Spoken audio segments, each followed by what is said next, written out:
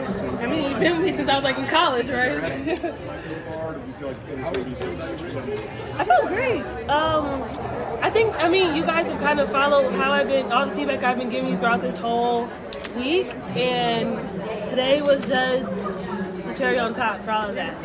This time, only that was different is I literally went out there and I was like, God, whatever your will is. It was just kind of scary because you want to make the team, but I didn't put any expectation on it, and I think that helped me run as free and with joy. Is that when you wanted to start your move there? Well, I think the difference between me this year and last year is that I've just been more aware. Like, I've cut distractions. I haven't been on social media as much. I think that's just increased my awareness. It just helps me go into races without any other expectation but just to run. So when I went out there, I knew I had to run. I knew it was a great field, and I knew that it was going to be fast, and I didn't want to be afraid. Do you think it's the most fun that you've had? Yeah, you see I'm smiling.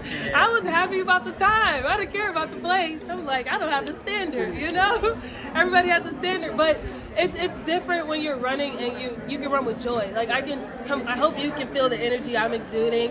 I didn't feel this way last year. I feel so much happier, and it just makes me just really blessed that I took on the challenge to really grow individually. It felt like it was a race, an untraditional Raevyn Rogers race. You find yourself in third place with 300 to go with a lot of room to maneuver. Yeah. And usually you're coming from the back. Right. What did you think at that moment about your position? Another thing I've learned is that, the 800 is not the same 800 that I once knew. And I think when you're in it, you can't spot change until you actually realize it. And I realized that the 800 is an aggressive race. That's just what it is.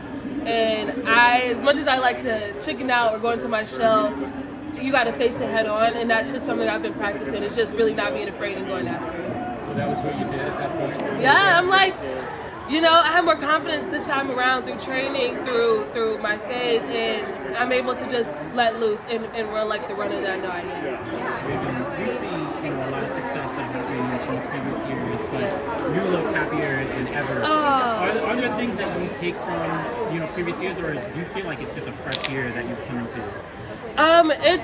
It's a year of just focus. I've been more intentional this year. Like I said, I'm probably on my 5th Instagram break. I'm not even kidding. Like I take month breaks, but it allows me to just not take on the expectation from other people. I think with the sport, it's hard because we want to grow it, but when you want to get excited about it, you're also taking on other people's expectations instead of just focusing on yourself. And so I went into this week just doing what makes me happy and taking it day by day, round by round, really being present, and it's paid off. And I'm just so thankful. Thanks, Raevyn. Thank you. I have one final question for you, Raevyn. Yeah. Just with the way that you're feeling right now, just how happy are you? Do you feel like the sky's the limit right now with just any sort of possibility, whether it comes to Worlds here next month or even the Olympics next year? For sure. I've unlocked a different type of competitor that I am because I've grown.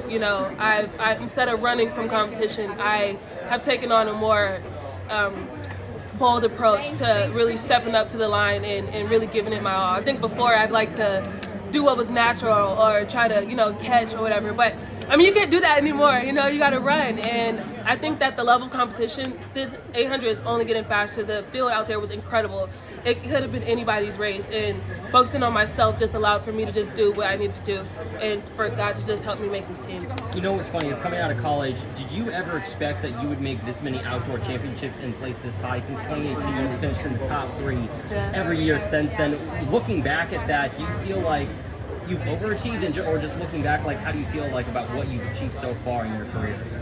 Well, looking back, I'm just a whole new runner this time around.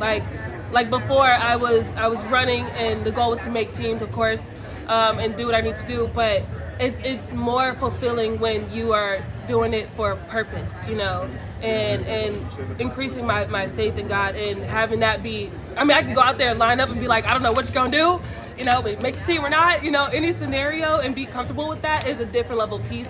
I feel like you can't pay for that, and I was going into this race with accepting of any outcome, and I'm just very happy, and I think it's intentional and purposeful for me to be running in Budapest, so I'm looking forward to it. So what was the podcast you listened to this morning before the race? So they have chapel at the hotel with Athletes in Action, and it was mainly just all of us we left the conversation saying, just have fun. I feel like COVID, all these things have forced us to have to really step it up, Olympics and then Worlds, and it's taken the joy out of it for me. And I think that I had to reclaim that in order to have longevity. You gotta enjoy what you're doing to continue to want to be better. Now, I just have one final question for you. I know Jasmine Todd, former teammate of yours, also has her own podcast. Do you listen to her podcast? I know she had one. Yes, she does. But I just love that she's just like being her great self, and I think she's going for like a position on the World Committee too. I'm very blessed to be able to grow with such great individuals like you guys and telling my story as well. I'm so thankful for you guys. Thank you. I appreciate it. Have you ever been to